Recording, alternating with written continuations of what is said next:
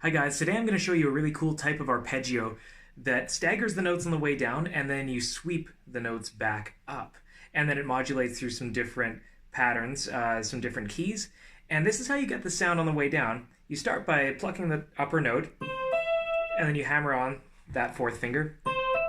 And then when you're going to the next string down, instead of picking that string, you just hammer it on. So far I've only plucked that first note just to get it started.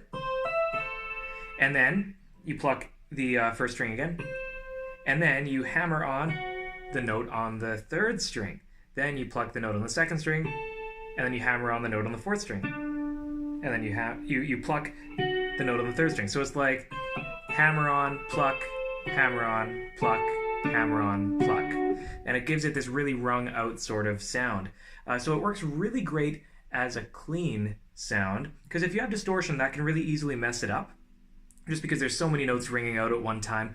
So if you're doing it with distortion, it's still possible. You might just want to lift your fingers off a little bit sooner after they're done, rather than holding all your fingers down towards the end.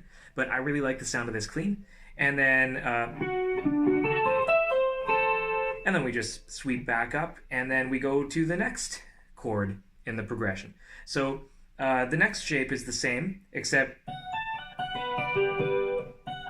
that first note is just one fret closer to the other fingers. That turns it into a major 7 chord shape rather than a dominant 7 chord shape. So yeah, it starts off with a dominant chord, then it goes major chord, and then we repeat the same thing a couple frets lower. It goes dominant and then major, and then a couple frets lower again, dominant, major. You can just repeat that however many times that you like until you run out of space and you have to go up high again. But it's a really cool way to play arpeggios, and it takes a little bit of time to get the coordination, because your left hand is going to be doing the hammering on, and then you're going to be plucking the note on the right hand at slightly displaced times. So your rhythm has to be really strong from each hand in order for those notes to get along and for it to sound well coordinated.